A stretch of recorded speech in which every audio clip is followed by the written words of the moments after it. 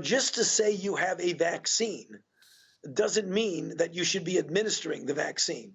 We have a half a dozen vaccines, but before you give it to the American public, you want to be absolutely certain that it is A, effective, and B, safe, which gets to your second question, which is the issue of warp speed.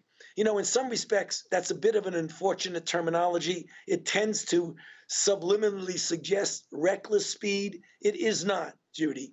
What has happened is that the technology that has allowed us to go from the sequence that we knew in the beginning of January to getting a vaccine into a phase 1 trial and then quickly going into phase 2 and 3 has nothing to do with safety, Judy. It is doing something based on technology and operating at a financial risk instead of a safety risk. So I haven't changed my projection. I still think that we can have it by the end of the year, the beginning of next year, in a safe way.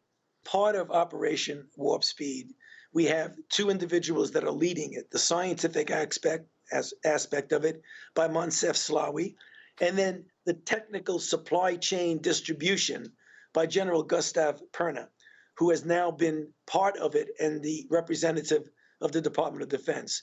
So right now, there are plans that are in place already, manufacturing and getting ready for distribution. The critical thing that we want to make sure we do is that the trial itself is conducted in a way where there's equitable distribution of demographic groups so that it's safe and effective in everyone. African Americans, Latinx, whites, everyone, Asians.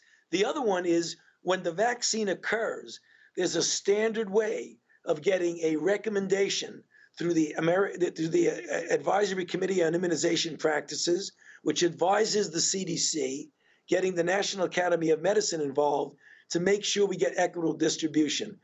I'm confident that that will happen.